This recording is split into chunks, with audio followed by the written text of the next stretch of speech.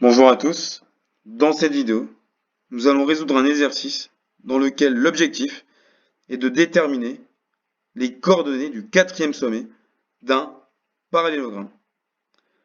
Donc là, on se place dans un repère OIJ dans lequel on considère 4 points A, B, C, D.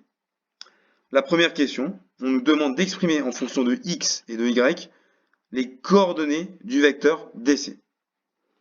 Donc en fait, nous allons faire comme si on calculait les coordonnées du vecteur DC normalement. Donc c'est parti. Alors, l'abscisse du vecteur DC, ok, c'est l'abscisse de C, donc d'abord l'extrémité moins l'abscisse de D, et l'ordonnée du vecteur DC, c'est l'ordonnée de C moins l'ordonnée de D. Voilà. Donc d'abord l'extrémité, et ensuite moins l'origine. On fait l'extrémité moins l'origine. Donc l'extrémité c'est C, et l'origine c'est D. Bien.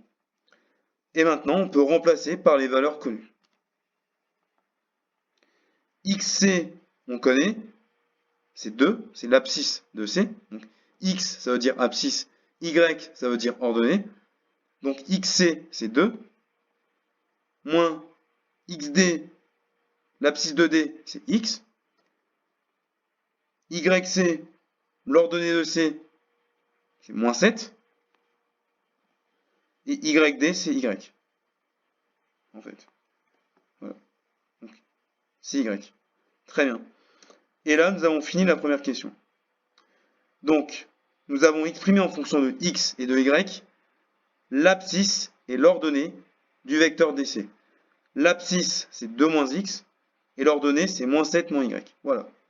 Deuxième question maintenant. Déterminer les valeurs de X pour lesquelles le quadrilatère ABCD est un parallélogramme. Alors, pour que ABCD soit un parallélogramme, d'accord, ben en fait, il faut et il suffit qu'il y ait deux vecteurs égaux. Ok, pour démontrer qu'un quadrilatère est un parallélogramme, on peut démontrer qu'il y a deux vecteurs égaux. C'est suffisant.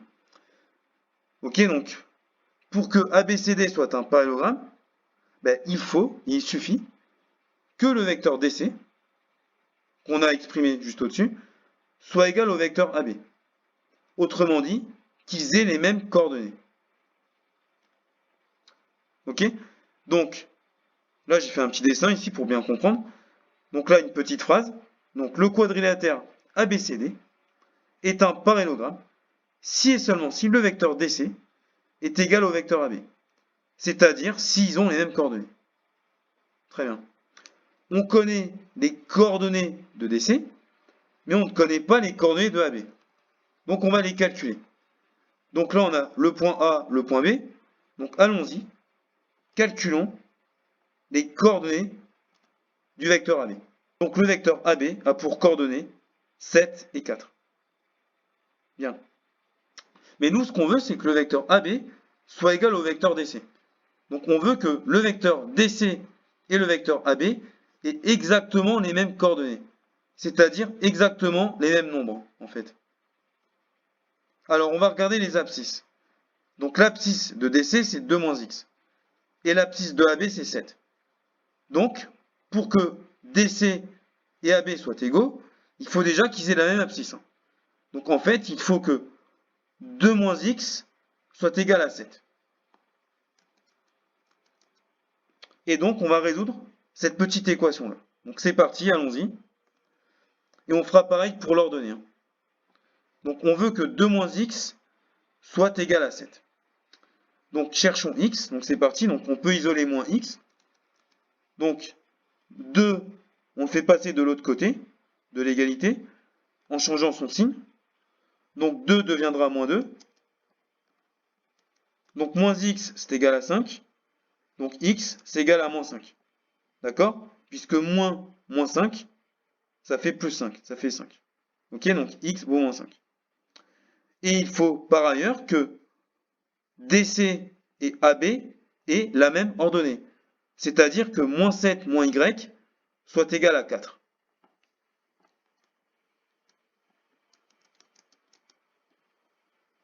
Donc, on isole mon y. On fait passer moins 7 de l'autre côté en changeant son signe. Donc, moins 7 devient plus 7, donc ça va faire 4 plus 7.